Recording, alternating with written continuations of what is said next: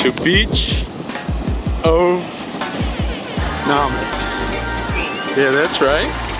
That would be Beach-onomics with Cgel and Mike.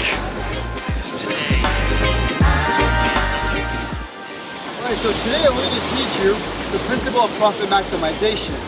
Basically, in real simple terms, at what point should a firm stop producing and still be able to make profit, still be able to make money? The example we will give is of a perfectly competitive firm. This example will come of a surfboard firm and the point at which they should stop production. Alright, so the first question we have is, how much should we charge for a surfboard? In this case, our firm is in a perfectly competitive industry. So right here we have the market or industry. And here, I'm going to draw a graph for it so you can kind of get an idea of how much we should charge. So here's the demand curve, and this is the supply curve for a surfboard. Alright, so we have to charge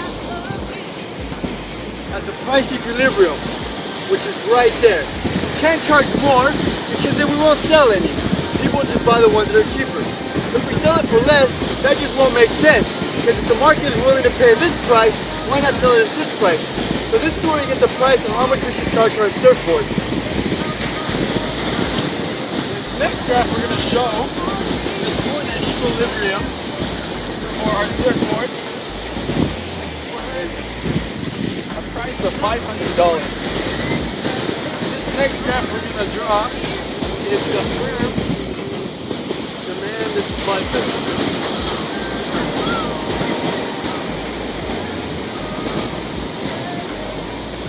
This equilibrium price is the price that this perfectly competitive firm must charge at in order to make a profit as a perfectly competitive firm. Our marginal cost curve has drawn and come up. This is our demand curve and our marginal revenue cost curve as well, which is the price of $500. Where the marginal cost is equal to marginal revenue, that is the point at which this perfectly competitive firm is going to maximize profit.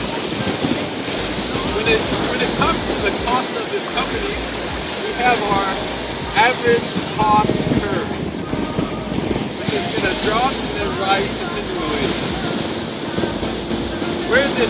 Where the marginal cost curve meets the marginal revenue or demand or price point, the point at where it goes down on the x-axis is the quantity we're going to supply for that certain price to produce that certain amount right at that point.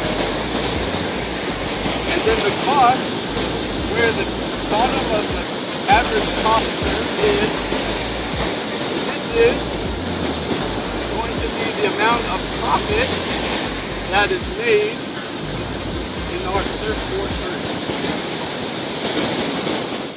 Okay, so we got done explaining to you how the chart works.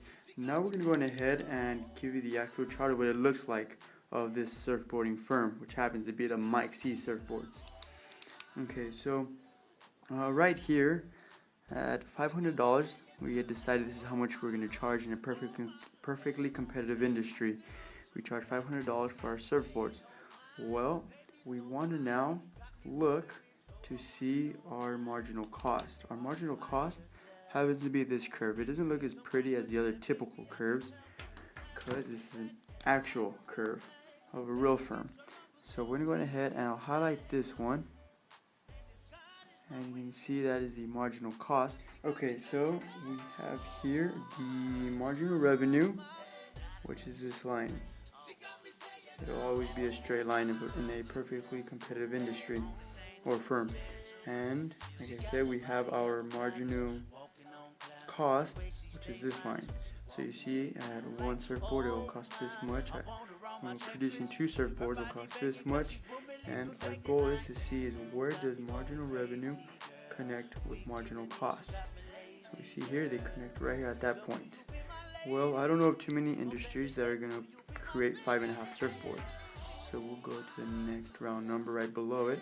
So it looks like we'll be creating 5 surfboards at $500. That is our maximizing profit equilibrium point right there. And we're going to go ahead and look at some actual numbers because we see these charts all the time. Okay, so given these numbers, we want to see, alright, where does marginal revenue cross with the marginal cost?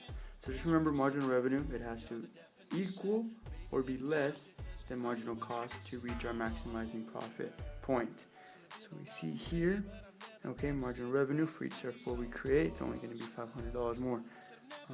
Our marginal cost, this does change, and we want to see here, looks like at 5 surfboards we're still making more profit than what it costs to produce.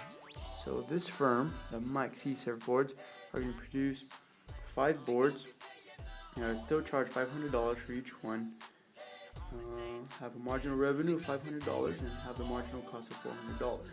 So it looks like our profit there would be $100. Oh my goodness.